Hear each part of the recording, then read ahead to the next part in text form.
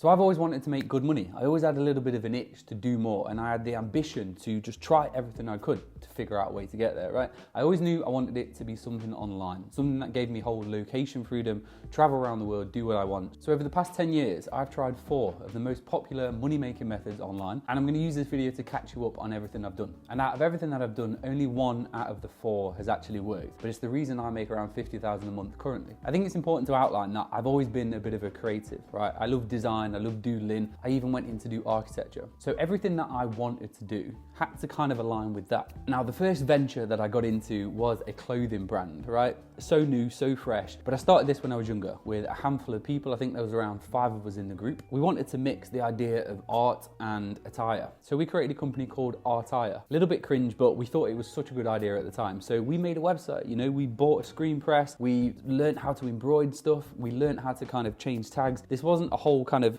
designing the clothes themselves. We effectively bought stuff that was already out there and tried to make a brand. Funny looking back. Like, we had these big photo shoots. We even created a movie we gifted to people that we wanted to, be on the backs of, but it didn't work. I think the cracks really started to show because there was too many people. And what we thought would kind of be this online brand ended up being spent in the bedroom all the time, right? It was all about the sewing, the tagging, the delivering, everything like that. And I reckon over the year or so that we did it, we probably made a couple thousand, right? But we ended up buying stock. Ultimately, probably didn't make that much. But the real issue was that no one cared, right? We weren't given enough value to the marketplace for people to want what we were selling. So there wasn't really much of a story behind the brand. There was no reason for someone to buy. And so I think ultimately the brand died before it even started. But it was fun. I learned a lot of lessons. And after that era ended, I really craved the whole Shopify notification, right? So I thought, let's try dropshipping. So by this time, I already knew how to create a brand, right? I knew how to make a website. I knew how to run ads. I knew how to run social media. And I thought dropshipping would be the perfect answer because I didn't have to spend time delivering the products. I didn't have to spend time tagging them or sewing them. Everything was already made, right? So I just had to be the middleman from the people that were selling the products to the people that were buying the products. I think what I didn't realize was the brutal margins, okay? So everyone had to make money. I had to pay for ads.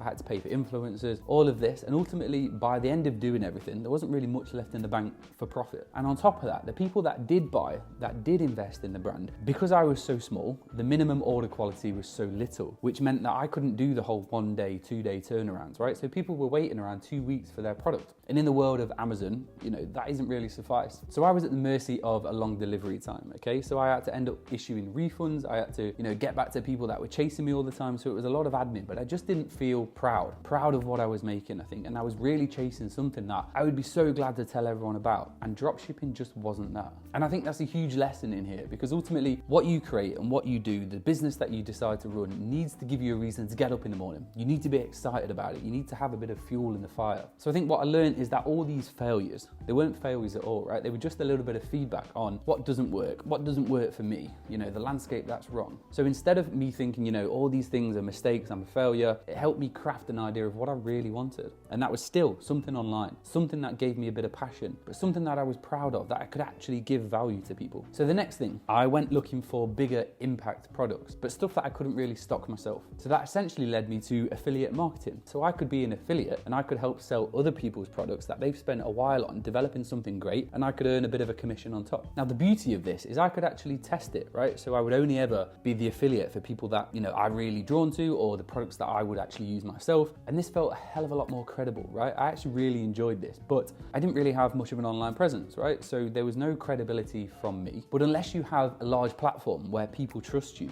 it's so hard to ever get a bit of an audience and credibility yourself. So back then, I didn't have a YouTube, I didn't have Instagram, I didn't have anything. So I was putting out a lot of content that people weren't seeing. And back then, I think if I'd have stuck with that and done it for a whole year or 2, I'd have built something great. But me back then was forever kind of chasing the whole shiny object syndrome, right? It wasn't working fast enough for me. So I went back to the drawing board. So once again, I knew I wanted to be able to do something that I was proud of. I knew I wanted it to be remote, but I wasn't very good at building an online presence back then. So what was next? I did a bit of self-reflection, and throughout everything that I've done so far, I absolutely loved building the brand, right? I loved creating the logo, the designs, the social media designs. I loved building a website. And so I had a bit of a passion for creating these brands. And so what I actually stumbled upon by accident is a lot of people needed this too. And it's real tangible value. So while I was at university doing architecture, I started freelancing.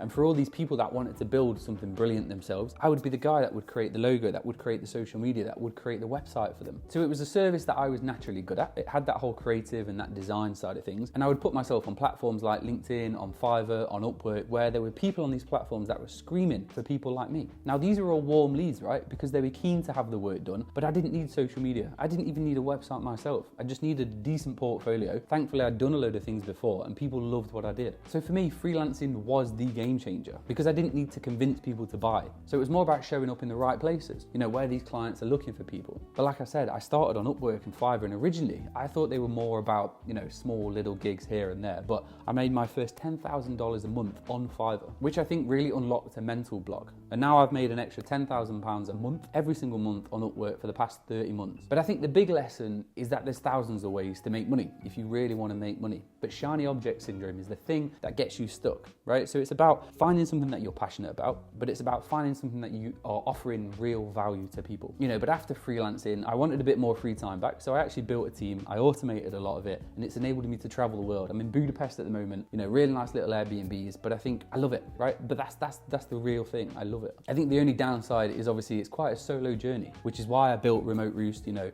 little secret group for all freelancers trying to make a lot more money, do a lot better, and it's been brilliant. But I've also realized I love being a creative and actually going back to doing videos like this, which is why I started YouTube. So if any of you have got to the end of this video, you've really sat down, you've enjoyed it, just let me know what questions you have, write down below. I want this to be more of a back and forth. I don't just want to be the guy that posts videos all the time. I want to talk to you.